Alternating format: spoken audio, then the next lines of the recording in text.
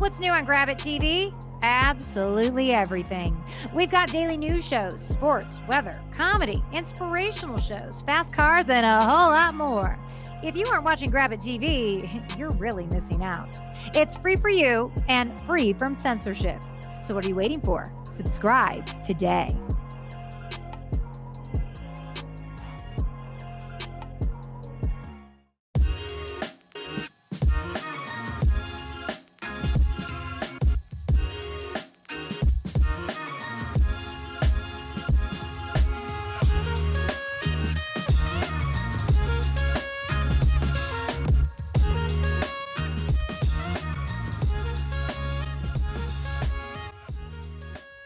Hi, everybody, and welcome to this week's episode of World of Matchups, week number 10 in the National Football League. We're coming to you live and direct from the Grab It television studios in sunny Las Vegas, Nevada. I am your host, Dexter Reed, and I will be with you from now until Super Bowl Sunday, breaking down each and every matchup in the National Football League. To my right, I have super producer Spencer the Wiz. Spencer, say hello to the people.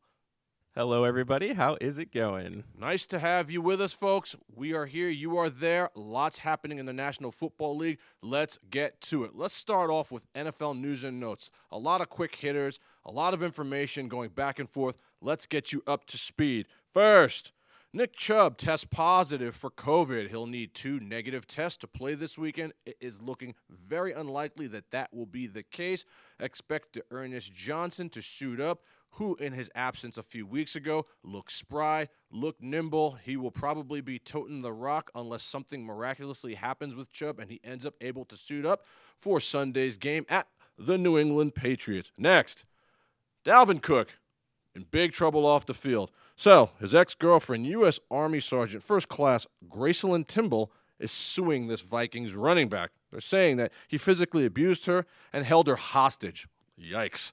Cook's lawyer says she broke in, assaulted Cook and his guests, and now they're saying that stuff is on camera. This is going to get messy. These off-the-field distractions are never good for a football team. I don't think anything will transpire this year in the way of suspensions or anything like that, but this is something to keep your eye on. These football players can never seem to stay out of trouble.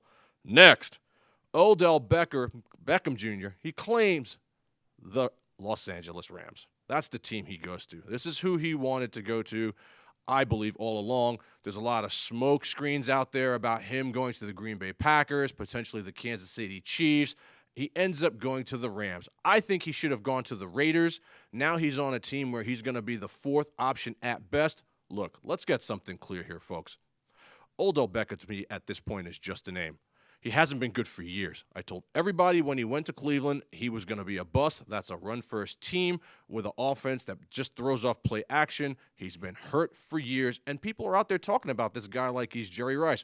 Oh, he's going to wait and choose a team through the weekend. Oh, this, oh, that. Odell Beckham, to me, is washed up, and now you're a 4th option on probably the 2nd-best team in the National Football Conference. Think of this move like when Le'Veon Bell went to Kansas City. It was more of a name than super production. They give this guy a $1.5 million deal to show what he can do to potentially get a long-term contract. I potentially think this guy's career's over. I'm not in love with this move at all. I think he should have went to the Raiders or the Packers where he would see more run and they could use him properly. Next, Aaron Lazard, A-Rod. These guys get fined for COVID infractions. Now, I think this is absolutely egregious, the amount of money that these guys got. What was it, like 14.5, Spencer, something like that? Some ridiculous light amount. I mean, who was it? Didn't C.D. Lamb get fined $20,000 for having his shirt out? You got to be kidding me. You know what I mean? And then the Packers, they only get fined like $300,000. The guy lied. Are you vaccinated? Yeah, I've been immunized. Liar, liar, plants for hire. I can go back, and we're going to break this down here in a minute when we get to our mailbag, about what it looked like when the Raiders had their COVID infractions. They were getting double that. Why? Makes no sense to me. I smell a rat. I smell parts of the Green Bay brass being in bed with Roger Goodell. I never liked Aaron Rodgers. I like him less even now. This is BS, and you all know it coming out of Green Bay. Next, Sam Darnold's expecting to miss weeks with a fractured scapula. Man, has he fallen so far. Remember when we were talking about Sam Darnold as like being this resurgent player, Spencer? What happened? Yeah, it is actually pretty interesting. I mean, this guy, everyone was rooting for him too, which was a really big thing, right? Yeah. And it just hasn't worked out. I mean, health has been a problem, and it didn't really seem like that was going to be a problem for him early in his career, and now the injury bug's hitting him, and it's unfortunate, but I guess it's part of the game. Like, guys just can't last forever. I don't really know. Yeah, weeks 1 through 5, man, we were talking this guy up like he's going to be comeback player of the year, and I'm a big Sam Darnold fan, but he has looked brutal. Last week was an absolute dumpster fire. Robbie Anderson screaming, "Tighten up, bro," on the sideline. It was really, really bad. Now he's hurt. In comes P.J. Walker, but in comes Mr. Cam Newton. What a waste of a signing this is. The reunited, and it feels so good. I'm not feeling that, okay? So the Carolina Brass, they bring Cam back, 1 year, $10 million. I don't understand this move at all. I think this is a waste of $10 million. Cam was good enough to get cut. Now you're going to bring him back? Carolina's not going to the playoffs. Carolina is not sniffing the Super Bowl anytime soon. Why would you waste $10 million on this move? Got to get fans and seats. Fans. That's exact. Thank you, Spencer. I swear, Spencer, I think we're brothers. You know what I mean? They want to sell tickets. There are the homers in Carolina that love Cam, that were really upset when this guy got released. So now Cam's back. CMC's back. We're going to sell a boatload of tickets, but you guys aren't doing anything. You guys are going to go to Arizona this weekend. You're going to get your doors blown off with or without Kyler Murray. It makes no sense to me. It's unbelievable how, like, I have a problem spending $10, and these guys have no problem spending $10 million. Cam is a bum. He's inaccurate. His time has passed in the National Football League. Shame on you, Carolina. Oh, brother, this guy stinks!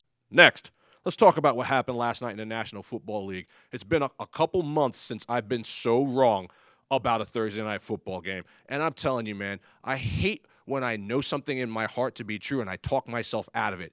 I've been saying it on this show since day one, and I talked myself out of taking the Miami Dolphins last night, plus the 7.5. Home dogs pay dividends, and I played myself, and I took the Ravens because I thought this would be an opportunity for them to show up and show the rest of the world that legitimate Super Bowl contenders. And what did they do? They stunk up the joint. They had no answer for Miami's pass rush. Lamar looked rattled. He was on the sideline flustered like no one's business. They had nothing going on. Sammy Watkins with a huge fumble. Look, Miami is 2-7. Last night, they looked like a Super Bowl champion. They punched the Ravens in the mouth. I think Tua should have started the game. If he was good enough to come in the game, he should have just started. He looked spry. All their plays were working, and they rolled the Ravens last night 22-10. So we missed there for the second time in 2 months. No big deal. World of Matchups is still cooking with gas, but we got to take our hats off to what Miami did last night and give them their flowers. If this team could ever get it together, they could be a decent team. But at 2-7, no one saw this coming. 7.5 points, that should have been an easy spread for the Ravens to win. But let's face facts. Lamar on the road in a big spot, I never see this guy come through. Never. And while I like Lamar now a little bit more because he's showing up, last night under the lights did not help his case. And I take them out of the contender discussion, and I put them in the pretender discussion based on what I saw last night. What do you think, Spencer? A little bit of sus imposter syndrome there for Lamar Jackson. Everybody is in real big love with this guy, but he still has a ways to go. I think we saw that last night. Yeah. He gets really frustrated. He's still not a great accurate passer. Everyone seems to think he's like, this great pocket guy. He has, improved. But still, there are many times throughout this season where they need this guy to make any move across the field, like long passes. He's good with the verticals, right? But anything else, he just misses it sometimes, and that could be the difference between winning a Super Bowl and losing one. That's absolutely. For sure. This game is won in the trenches last night, and their offensive line looked like Swiss cheese. They had Lamar running for his life. They got to do a better job protecting him if they're going to expect to go to the playoffs and make any kind of noise. And right now, I'm not so sure that they're able to do it. I feel like they let one go last night. Props to you, Miami Dolphins. You played really well last night. Shout out to you from World of Matchups. Now, let's talk about social media. World of Matchups is everywhere. Don't play yourself not knowing who we are, where we are. Facebook, Twitter, we're everywhere. Instagram, TikTok. We have a YouTube page where you can like and subscribe, and you can go to grabittv.com, sign up. If Netflix and YouTube had a baby, it'd be Grab It. We got all kinds of social media things happening. Find us, like us, follow us, and when the content drops, you'll be right there to receive it. All right, folks, you know what time it is. It's the time of the show where we go after the referees and their nonsense that they do every single week in the National Football League. This is our Roasting the Ref segment, sponsored by Heroes Heating and Air. Check out heroesheatingandair.com for all your service needs. So we got some good clips this week from Week 9, which was an absolute travesty, but there's one that really sticks out the most. These refs are absolutely clueless. We're going to start with the first one, roughing the passer on Ryan Tannehill. So look, how is this roughing the passer? Okay, this is Aaron Donald we're talking about. This is the best defensive player in the National Football League. The guy taps him lightly. Okay, what is he supposed to do there? That is 15 yards and a first down. Are you joking? Any defensive player in this league will tell you that that is not roughing the passer. And like a lot of these calls that you've seen happen in basketball, they're going to have to change some of these rules. The pass interference rule is going to have to get changed. The roughing the passer rule is going to have to get changed. We have to stop protecting these quarterbacks and treating them like children. That tap does not deserve 15 yards and a first down. Ridiculous. Next, Mac Jones. Man, I like you too, Mac Jones, but this is a dirty play. Okay? Run that again, Spencer. So the guy is running away, trying to get to the play, and you grabbing his ankle, and he twists the knee. Holy cow. How does Mac Jones stay in the game after that? He should be ejected. It's pretty bold. I got to be honest with you. For a rookie to do something like that, I don't know if you want to call it guts or what. It's like if Grayson Allen was a football player, that's something that he would have done. That is insane. You are playing with a guy's livelihood at that point. Twisted knee, twisted ankle. I get that you missed a tackle, but like you cannot do that. The guy asked for an apology. I haven't heard if Mac Jones has issued one yet. That kind of play is no place in the National Football League, and the refs they flat out missed it. That should be a flag and an ejection, but it's Bill Belichick and the Patriots. Absolutely egregious. Look, you try to hurt another man and take his livelihood over a missed tackle, you should be thrown out of the game. Next, this is my favorite, and this is one that Twitter went nuts about. I'm at work. Spencer's texting me, dude, this is the worst possible thing you could have ever seen on a football field where flags are thrown. Referee Tony Correnti throws a flag for taunting, okay, versus linebacker Cassius Marsh. That is, I'm at a loss for words. Just run it, Spencer. It's ridiculous. Marsh makes the play again, just elevated. I think it's pretty clear to everybody who saw it that I wasn't taunting. And, I've been doing the celebration my whole career, and, it's just sad to see stuff like that happen in a close game like that. It's just rough, man. I don't want to say too much because y'all know how it is, but the one thing that I will say is, on my way to the sideline, I got hip checked by the ref, and it's pretty clear. If I were to do that to a ref or even touch the ref, we get kicked out of the game and possibly suspended and fined. So I just think that was incredibly inappropriate, and that's all I'll say about that. Really felt that he was directing. Here, watch this again. No, he's already reaching. Foul had already taken place. Okay. Look, that's egregious. That's ridiculous. The guy stuck his derriere out, saw him coming, had his hand on the flag. He was just waiting for it. And then the way he throws it, like an opera star. Dude, Tony Correnti, you need to be suspended. That is absolutely terrible. And I get we have to protect our referees. We don't want them touching players. But if the shoe's on the other foot, that guy's suspended. That guy's out for 4 games. Your thoughts on this, Spencer? It's absolutely ridiculous. Like, what? Yeah, so this it's shocking. It's a bad call. Like, I think everybody agrees with that. But situationally, it's a bad call too, because that it changed the dynamic of the game that put them in field goal range, which, ultimately the Steelers won by a field goal. If they had to go down and get a touchdown, the game, they still could have won. Technically, they still could have won. But that's a lot harder to do than to get into field goal range. There were so many problems with this game, but the referee also claimed that it wasn't because of the bump, but he seemed to throw it right after the bump happened, and it sounds like he kind of covered his own tracks by saying, "Oh, look, he was like over there taunting the sideline." No, he called the flag because he bumped into him, and he forced the bump. It's literally live on national television. The whole world saw it. You know what I mean? And if that is the reason, the real reason, which we know it's BS coming, coach speak, and then the NFL doubled down and then sided with him on it, it's absolutely egregious. The guy wasn't taunting anybody. The guy made a huge sack. He was fired up. There were no hand gestures to be made. He's, high-fiving his teammate. And then obviously, clearly, as God is my witness, the referee went out of his way to make contact with the guy and gave him 50 yards. That guy should never officiate another game. And Tony Correnti, he's an NFL vet. That's ridiculous. That's taunting, NFL. Shame on you. We're going to show you what taunting is, okay? Run this Cam Newton clip that I found you, Spencer. I'll show you taunting. This is from a couple years ago when Cam was having his NFL MVP type season when he was just unstoppable everywhere he was on the football field. This is taunting, okay? This is taunting. And you never threw flags for anything like this. The play is over for seconds. This guy's still dancing. He's in the face of other players. He's giving them the business. Look, the NFL is the no-fun league. That's what it's become. These guys they're athletes, but they're paid to entertain us.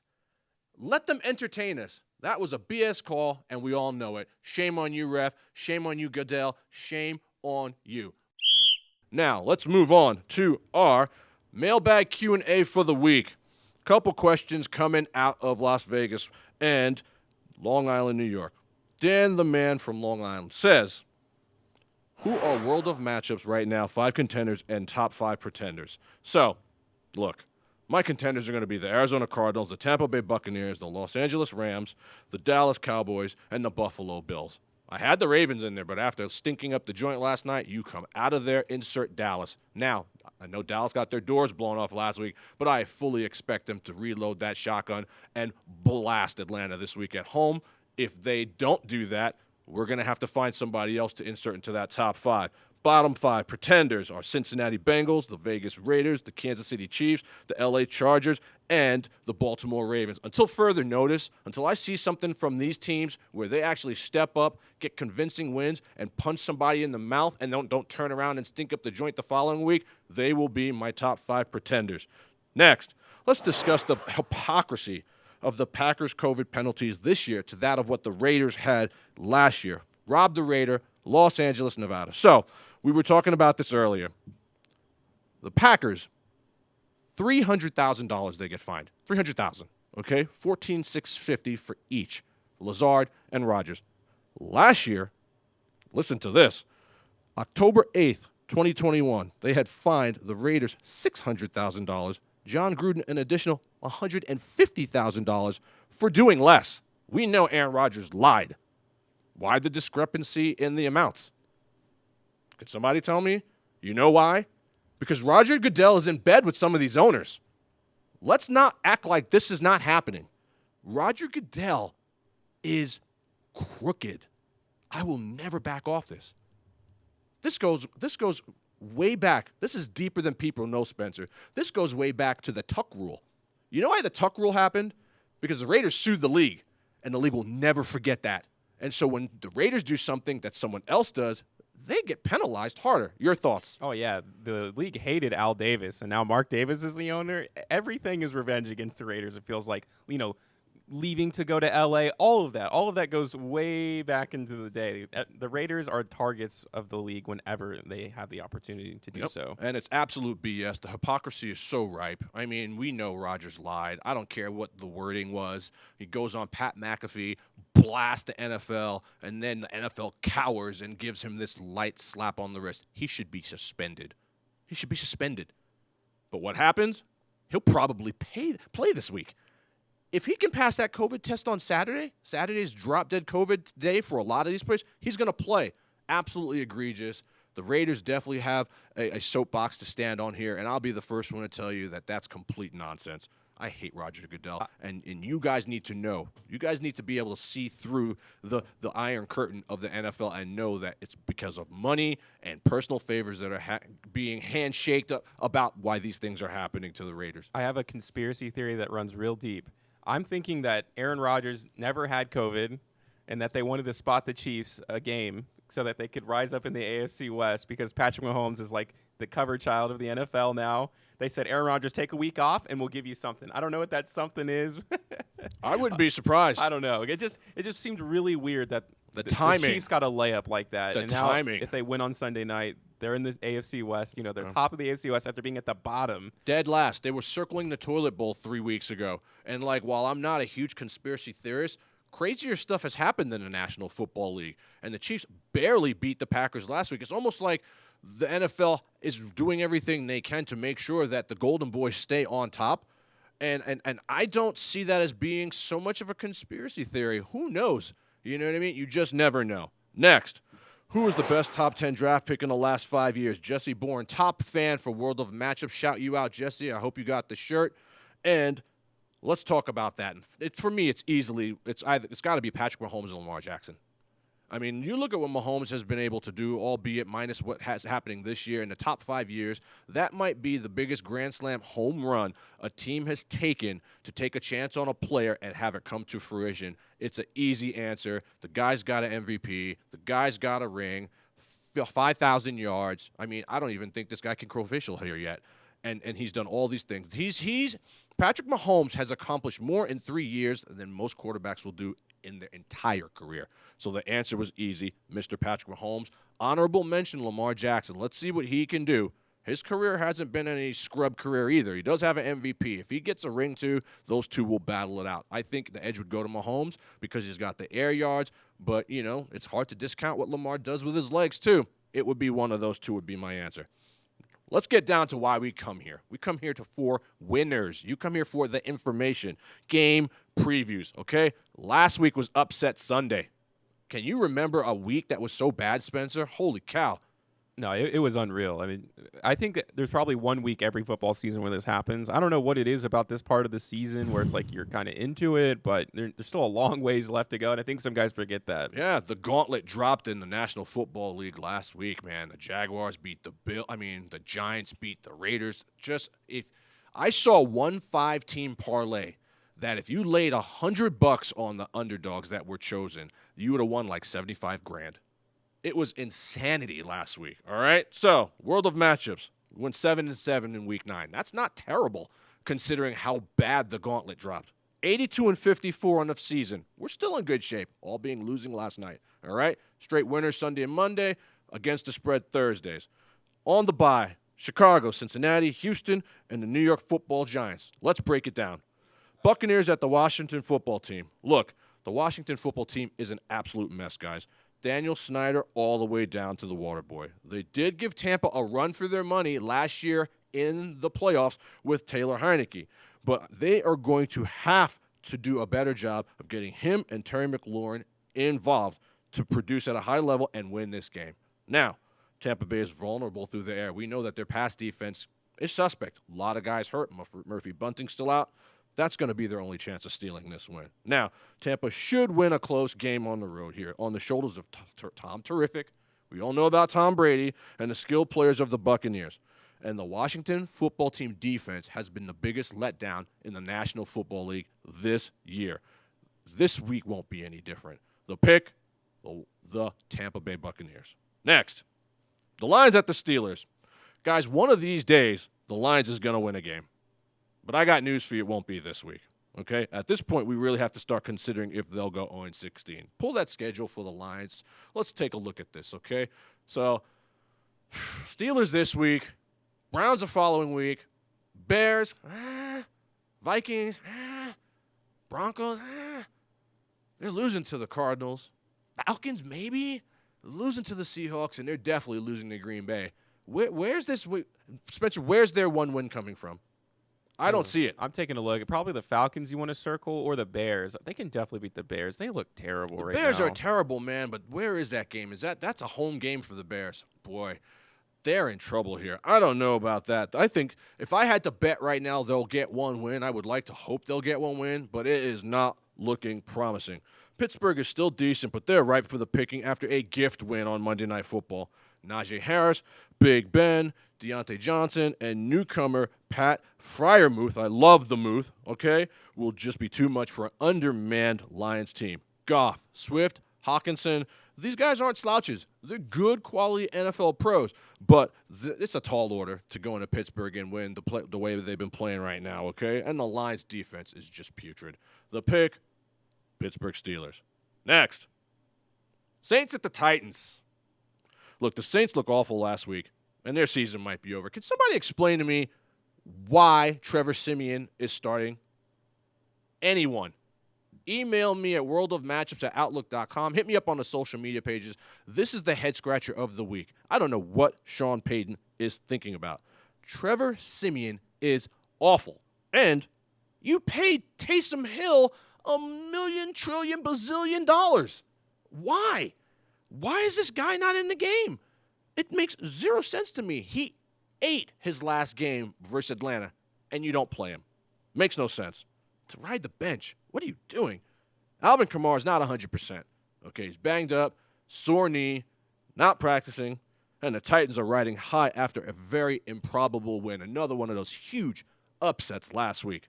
A.J. Brown, Ryan Tannehill, and Coach Vrabel, they are going to be difference makers here, as they are out to prove that they are not just a team that is built on the legs of Derrick Henry.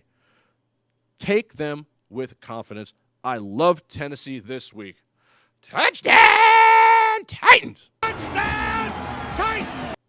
Next, Falcons at the Cowboys. Falcons been playing better football, but I think they run into a buzzsaw here. Let's just get this out of the way now. Dallas rolls here. This is my best bet this week. Okay, after being destroyed by a bad Bronco team last week, Atlanta has been overachieving for weeks, and they get their doors blown off here.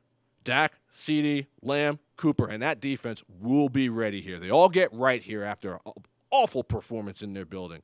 For the Atlanta Falcons to have any chance, Kyle Pitts, Cordero Patterson, and Matt Ryan will have to have a day.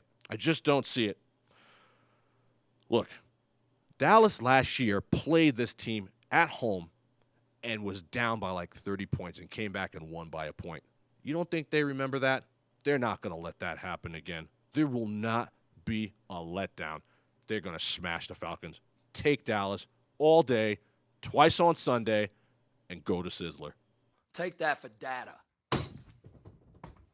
Next, Browns at the Patriots. Tough game to call. The Browns destroyed Cincinnati last week, and what was my most surprising loss, I text Spencer during the game. I'm like, what's happening right now? I'm like, Spencer, what are we doing here? And he's like, dude, they're a young team. You know, in my Spencer voice in my head, I'm just like, they're a young team, dude. They're going to be okay. I'm like, oh.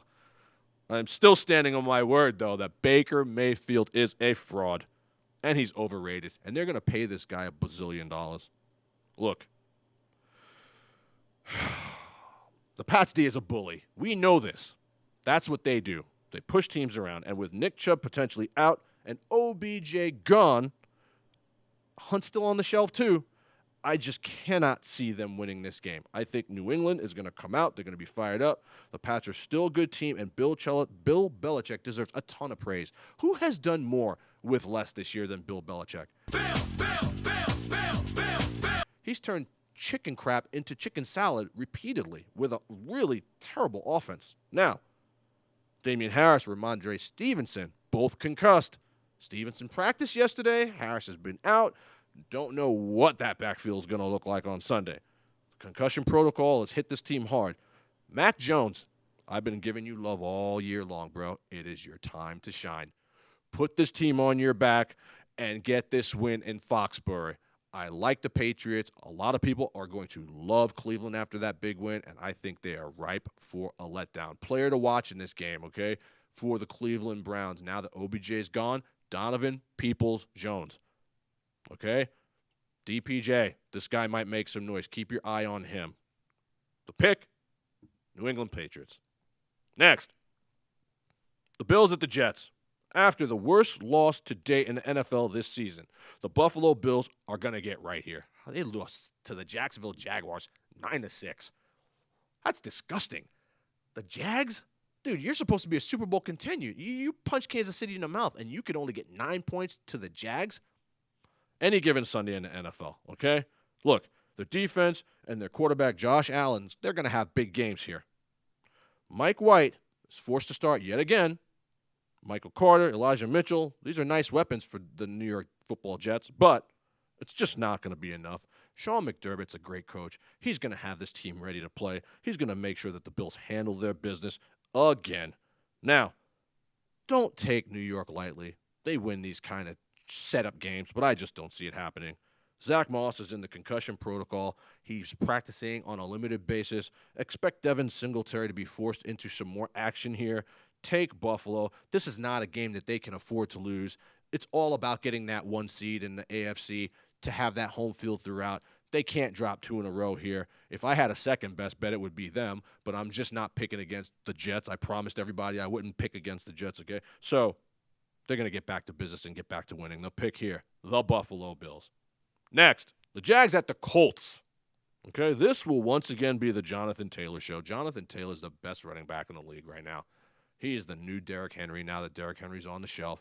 There's nothing this kid can't do. He is an absolute monster. The Jags are not winning 2 games in a row, folks. Take out a second mortgage, then take out a third mortgage, then borrow some money from your friends and go to the sports book. They're going to stomp Jacksonville, okay? Now, Jacksonville has not won a game on the road since December 15th of 2019. I don't see that changing. The Colts are going to feast with Pittman and Wentz, and they're going to continue to grow together. The Jags defense is going to struggle to contain Jonathan Taylor, who should once again have a very monster game. Catching the ball, running between the tackles, he's just too much to ask to stop, okay? James Robinson should be back. That might give Jacksonville a puncher's chance if they can control the clock with him. But Trevor Lawrence doesn't have really much to work with. We already know how I feel about Urban Meyer. They're in big trouble, okay? The pick here, the Colts. Look, we got a lot more coming, but right now we're going to take a commercial break. We're going to come back with our Insurance Lounge player to watch this week. This week's player to watch will be none other than Mr. On the Come-Up, Pat Fryermuth. My name is Dexter Reed. You've been watching World of Matchups. See you on the flip. Hey, hey, but everything gon' be alright. Gonna raise a glass and say, hey, here's to the ones that we got. Cheers to the wish you were here, but you're not. Cause the dreams bring back all the memories of everything we've been through. Toast to the ones here today. Toast to the ones that we lost on the way. Welcome back to the show. Our player to watch segment this week is sponsored by Insurance Lounge. Finding an insurance plan that is right for you and your budget can be challenging. However, the team at Insurance Lounge makes it easy. Insurance Lounge offers great plans in all major insurance categories, and as a company, they are committed to bringing simplicity back to insurance. Their focus is on technology and how it can make the insurance shopping and buying experience efficient, fun, convenient, and personalized. As insurance is one of the most important things that you can buy to help ensure the safety and protection of yourself, your family, and your assets, they know that you have a lot on your mind when selecting a policy. At Insurance Lounge, they will compare rates across numerous providers and find the best rate and coverage for you. Get a quote today in the most convenient way for you, whether in person, online, or by calling the team at 866-459-2166. InsuranceLounge.com. Check it out. Now, folks, it's time for our Player to Watch segment. This week's Player to Watch is newcomer tight end for the Pittsburgh Steelers, Mr. Pat Fryermuth. Now, every single year in the National Football League, there's an injury to somebody that opens the door for someone else. That is the case for tight end Mr. Pat Fryermuth, also known as the Muth. 6'5", 265 pounds of muscle. Reminds me of Heath Miller. All of a sudden, Ben Roethlisberger is in love because he's got a big target. Chase Claypool is down and out. Touchdowns in the red zone. this is a guy, especially for you fantasy football players out there, that could be a league winner down the stretch in a very volatile position on the field. The Penn State product looks good. Drafted in the second round of the 2021 football draft. He can run, he can catch, he can muscle. Ladies and gentlemen, this is someone that you want to keep your eyes on moving forward. World of Matchups, Spencer the Wiz brings to you this week's Insurance Lounge player to watch, Mr. Pat Fryermuth. Now, let's get back to picking winners, okay? Because that's what we do. Late games, Vikings at the Chargers. The Chargers did what they had to do by beating a bad Eagles team on the road, okay? The Vikings are now dealing with off-the-field distractions with Dalvin Cook and his nonsense and all that drama that comes with his ex. I like Justin Herbert here in a big way, all right? He's going to continue to get better and better each single week. Justin Jefferson has just not quite been the same as he was as a rookie, and the Viking defense is an absolute joke. Austin Eckler, Keenan Allen, and Mike Williams are all going to have good outings here, and the Superchargers are going to eat. They are my pick this week. Take the San Diego Superchargers. I'm not all about all this L.A. nonsense. San Diego got robbed, and I'll continue to call them the San Diego Superchargers as much as I want. Sue me. I got nothing. Next, Panthers at the Cardinals. Sam Darnold, we talked about him before, Spencer. He's hurt, out indefinitely, which spells doom. Okay, for a Panther team that peaked way early. We thought that this team could go to the playoffs a couple months ago. They're awful now. So, Arizona is rolling despite the fact that they got players in and out of the lineup. No one knows if Hopkins is going to play. No one knows if Murray is going to play. These guys are on the wrong side of a questionable for the second straight week in a row. Look, even if they don't play, this is a team that they should beat in their building. CMC is back, but he had a ho-hum return, and P.J. Walker scares absolutely no one. Does anybody even know who P.J. Walker is? No. That's why they brought in Cam. Now, I doubt that Cam will be playing this week. There'll be some packages set up for Cam, and maybe if they'll get desperate, they'll throw his 6'6", 240-pound muscle body in there to see if they can generate some kind of offense, but I doubt it seriously, okay? Arizona is the pick here. You take them with confidence. Don't sleep. They're a good team, even without their leaders. Next, Eagles at the Broncos. The Broncos had probably the most impressive performance of last week, dismantling the Cowboys. What do you think about that, Spencer? I was absolutely stunned. I looked up, it was 30-0. Yeah, they're playing with a lot of heart, and I think even when you take a guy like Von Miller and he's just talking about how happy he is to be on a winning team again, those kind of things actually do affect a team, and I think that was what happened last week. Yeah, for sure. They showed up in a big way. Now they're home, and I believe that they're going to dismantle the Eagles, who are just a mess. The Eagles are awful, okay? The emergence of Javonte Williams and Jerry Jeudy, these are going to be studs in this league for years. They're going to be deciding factors here for Denver, and you know that their defense will play hard, and they're going to beat up on an offense that's got zero identity. As usual, Nick Sirianni will shoot himself in the foot when it matters the most. Jalen Hurts will be running for his life at Mile High. The ground and pound game with a little bit of defense should be all it's going to take to get the job done here. The pick, the Broncos. Next, Seahawks at the Packers. Does Aaron Rodgers play? That's just the biggest question. Now, Saturday's drop-dead COVID day. If he passes his tests, he's going to be on the field, when I think, personally, he should be suspended. It's absolutely ridiculous. That's the question.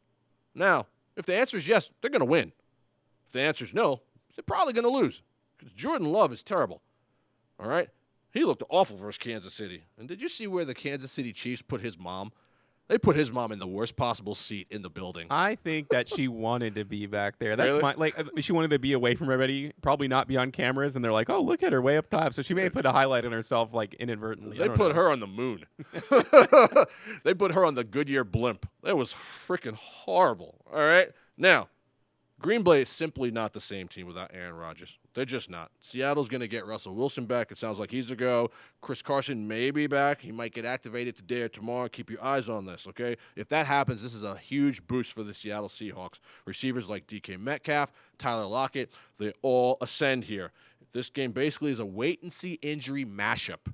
Okay, we're all sitting by our Roto-Worlds and our NBC Sports to get the news that these guys are all activated and going to be playing. It could come down to game time. Now, Expect better games from Aaron Jones and Devontae Adams, who just looked very ordinary at Kansas City last week. Why? Because Jordan Love's terrible. Now, getting practices in today and COVID tests on Saturday will tell the story. Either way, I'm taking the Packers at home, okay, versus a team that never wins there. Seattle never wins in Green Bay.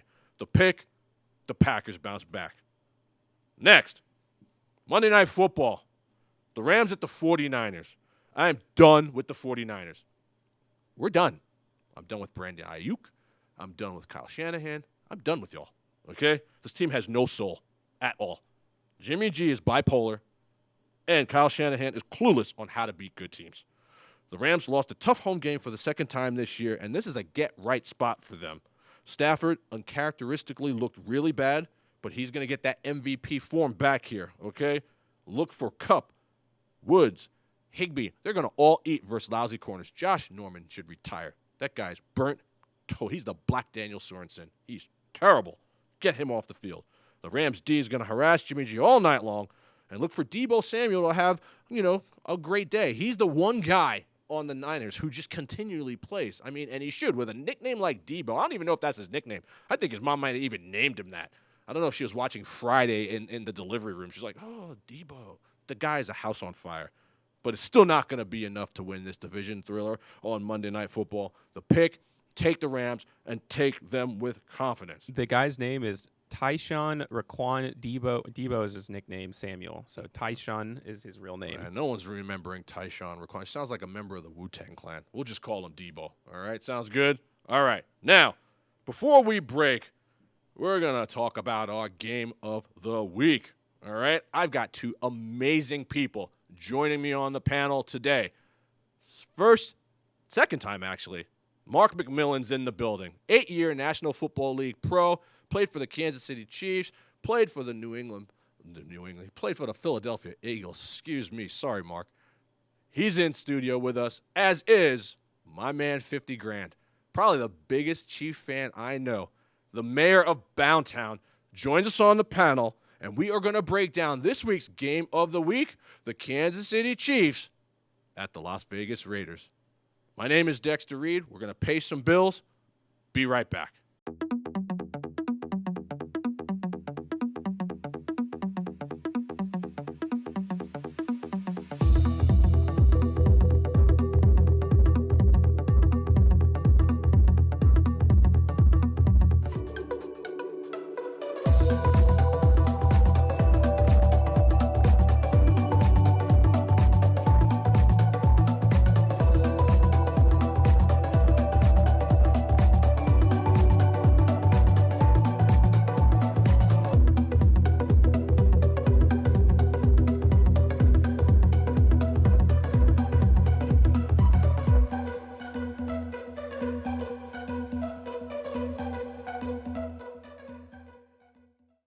All right, everybody, and welcome to the best part of the show, the game of the week.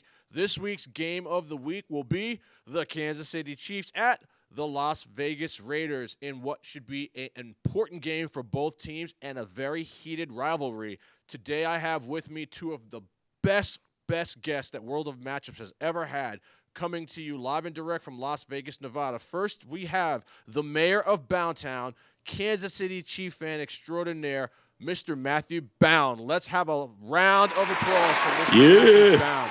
And coming to you also from a restaurant here in Las Vegas, Nevada, because this man is all over the place, former 8-year NFL pro, played for the Kansas City Chiefs, one of the best years a 5'7", 145-pound back cornerback could ever have in the history of the National Football League. Ladies and gentlemen, let's hear it for Mr. Mark McMillian. Gentlemen, welcome to World of Matchups. So let's get started by talking about the rivalry. A lot of people around NFL circles don't realize just how heated a rivalry this is. These teams do not like each other. It's always fireworks when these teams play. The Kansas City Chiefs have dominated the Vegas Raiders for the last couple of years, but Vegas is on the come-up with a signature win at KC last year, and now we're coming into their house. Mark, as a former Chief, tell the people what Raider Week is like. It's exciting, man. It's a rivalry that goes way back. way before I had an opportunity to play. But it's a heated rivalry. I think now with the emergence of the Raiders and their secondary, and with Max Crosby being old Raider throwback player that really gets after the quarterback. He doesn't care. He talks trash. And, that's what that rivalry was missing over the years, because Kansas City was just dominating and was just taking it up to yin yang. But now, the Raiders are, they're getting whole self. They're flying around to the football.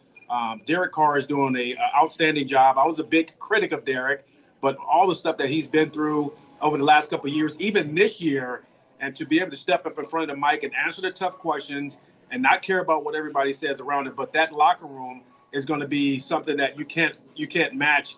But this rivalry, man, it goes way back to, our Marty Schottenheimer days, and Marty just couldn't stand the Raiders, and he used to cry every week. We knew, when we're playing against the Raiders, Marty Schottenheimer was going to cry. Marcus Allen and Joe Carr, all those guys is like, hey, you guys know what week it is. Marty's going to cry this week. But he was passionate about beating Al Davis. And, of course, the way, the Raiders treated Marcus Allen, he had that same kind of fire in that beat. So I'm looking for some maybe a couple of personal foul penalties. This is a big-time game. The Raiders are I wouldn't say in the driver's seat, because the Chargers is just as good as the Raiders. So anybody can be beat in the division nowadays, because Kansas City over the last couple of years have dominated. But ever since the Tampa Bay Buccaneers showed a little bit of chink in our armor and showed how guys be better with Patrick Mahomes, now teams are starting to catch up to the Kansas City Chiefs offense. It's going to be a lot of fireworks in this game. You mentioned Derek Carr, and I, too, have not been the hugest Derek Carr supporter, but he's really shown me a lot this year. That locker room is really buying in on what he's got to say, and I think the Raiders got it right by actually keeping him at quarterback. And, even with all the off-the-field distractions, and they haven't been playing well that week recently, they know what this week means for their team. And the AFC can flip potentially if the Chiefs win this game. Matt, let's talk about the Kansas City offense. We have not really seen them struggle like this over the last couple of years. All of a sudden, we're wondering where the points are coming from. Tell me what they need to do to move the ball on Sunday night. Yeah, I mean, they just need to go back to what's got them the last 3 AFC championship games and back-to-back Super Bowl wins. To Mark's point, I think the entire AFC and certainly the Raiders have tried to build teams to compete and to score and to outscore against the Chiefs. And I think they just got to play within themselves. I think the tight ends for the Chiefs and the Raiders are huge in this game. I just think, turnovers, they got to limit turnovers. They got to play Kansas City Chiefs football. They have to understand that regardless of what has happened early on in the season, this game is really for first place in the division. The entire AFC has got like 5 wins. Baltimore lost last week to go to 6-3. The AFC is up for grabs. Stop reading the headlines. And just go back to playing Kansas City Chiefs football. Absolutely. Defensive side of the ball, let's talk about the defense, Mark, because you were a defensive player for this team. All of a sudden, in ugly back-to-back wins, the defense has played better. What do you see them needing to do to stop the freight train that's going to be the Darren Waller show, the Josh Jacobs ground and pound? What do the Kansas City Chiefs need to do to limit this team offensively? Like you guys just iterate, just play Kansas City Chiefs football. It's no magical wand you can wave around. All of a sudden, just poof, these guys are just going to be something that they're not. Just go out and play a hard, tough, football like that for 60 minutes. Because, like I said, the defense have been tightening up a little bit better, especially over the last couple of weeks. It's been tough games. But in the National Football League, it's hard to win games. You just want to win the ball game. No matter how hard it is or how tough it is. You just want to come away with the win. And, with the Raiders going to New York last week, everybody said the Raiders were going to win. And the Giants played a great game and got the win. So, Kansas City just have to buckle down. Last week against the Packers, everybody said Aaron Rodgers wasn't there. But everybody's missing a player, now these days. Obviously, you can't replace Aaron Rodgers, but you go with the guys that you have. And those guys are being very successful. They were good against the run. They got after the quarterback. They made the young rookie look like a rookie, which you're supposed to do. And those guys are flying around. And now the defense, which we all know Kansas City is built on defense. When we used to line it up, we knew we was going to score a lot of points, but we knew Derek Thomas was going to be ready. We knew James Hasty and Daryl Carter was going to be ready. On the offensive side of the ball, when I was there, Rich Gannon, you had Andre Rison, you had Tony Gonzalez, you had Marcus Allen. We didn't have like an explosive offense, but we meshed as a team and we played as a collective unit. And I think the defensive side of the ball now for Kansas City is figuring it out. Like, guys, we're not going to score 40, 50 points every game. We tighten up and make teams kick field goals. Man, you guys are hitting on all the points that I'm kind of feeling about. So let's go around the horn and play our team, their team. We're looking for one player from each side that you think will be the difference maker come Sunday night. So starting for the Kansas City Chiefs, I think that Clyde Edwards-Helaire, who is designated to return from IR, is a absolute must-start for Kansas City.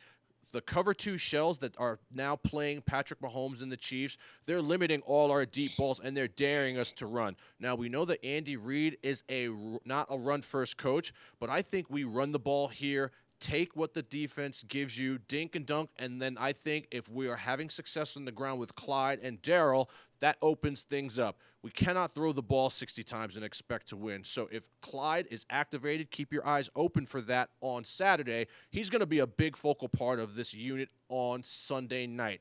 And on the other side of the ball, I think Mad Max Crosby is a player that you're going to have to double here. This guy's really turned his life around. The guy's gotten clean. The guy's focus is at an all-time high, and they're getting after Patrick Mahomes this year. Our offensive line is rebuilt, and they haven't really been playing that great. A lot of people think they've been playing great. Now, I understand you got three rookies, but we have to contain Mad Max. If they are getting pressure on Mahomes, we're going to be in big trouble. Who are your two players to watch in these games, Mr. Matt?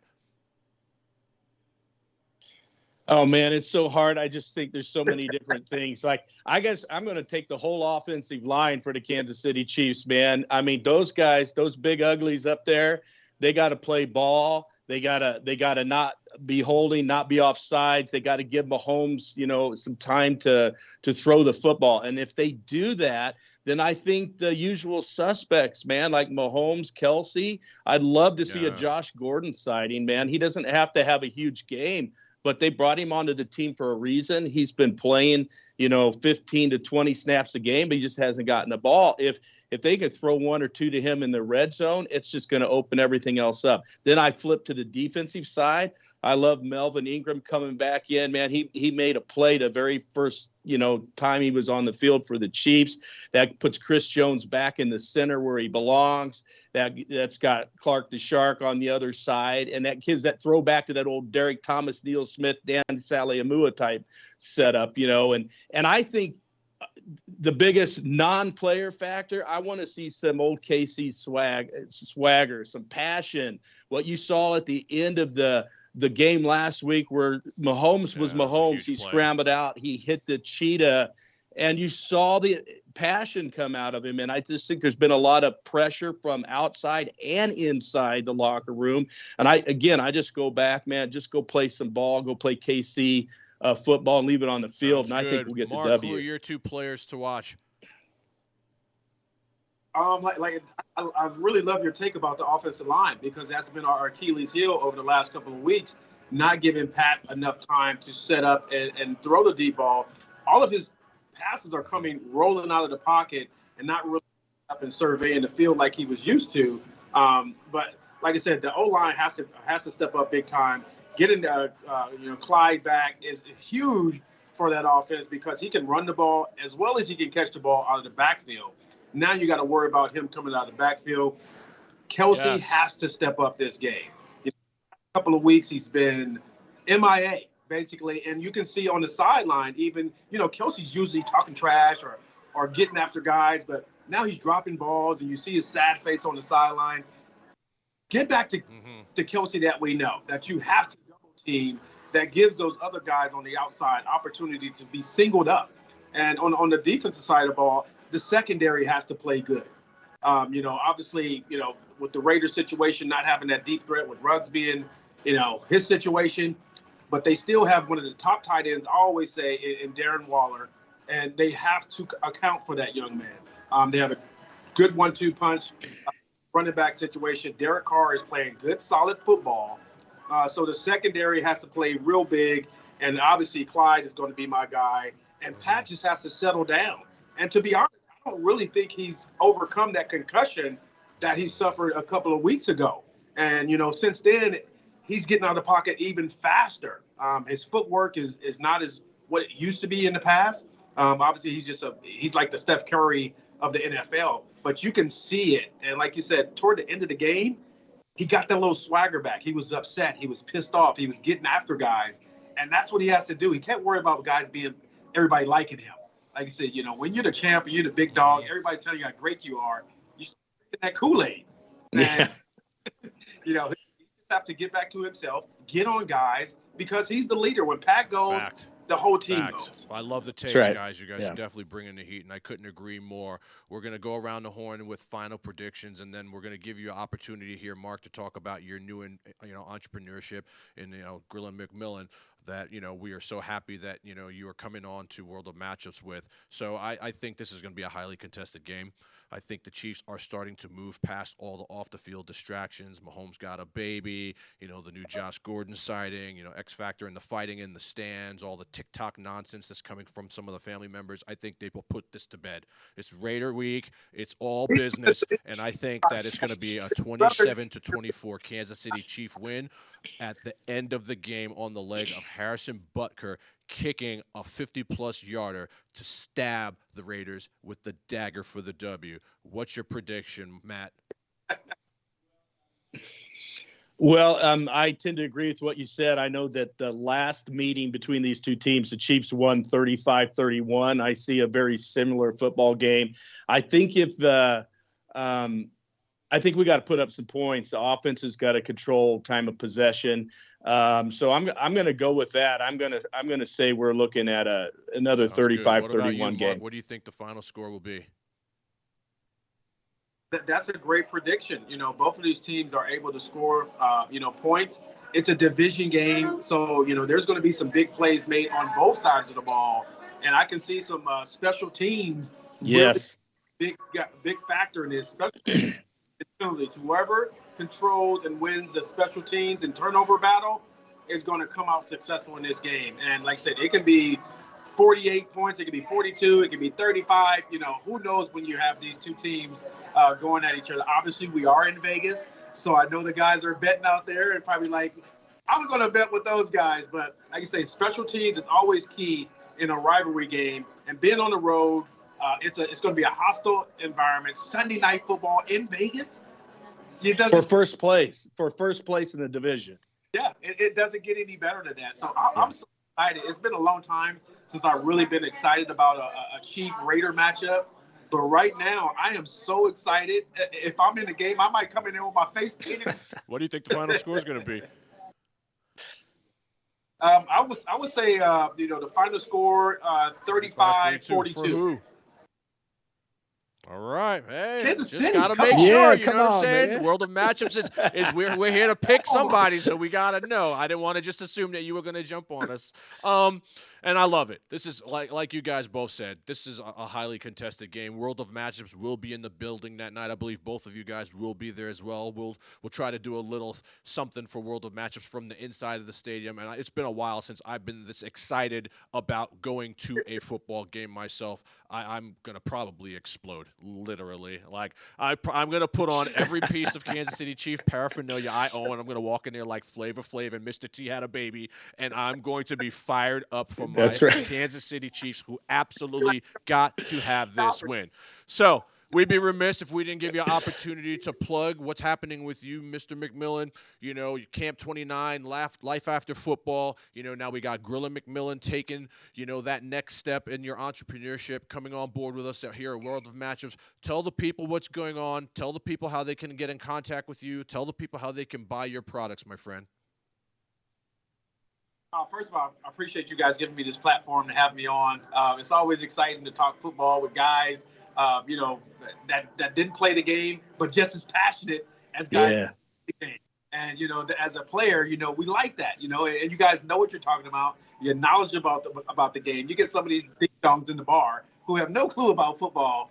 But, I appreciate the platform. You guys did a great job on it. But for me, man, I'm just honored. And finally, my seasons has launched. My Grilling McMillian seasons has just launched.